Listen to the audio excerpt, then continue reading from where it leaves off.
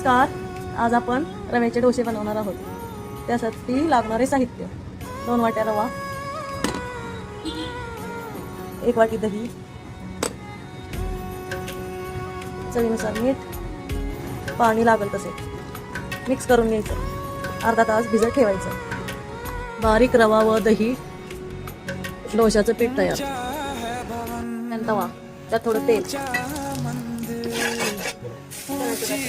dosa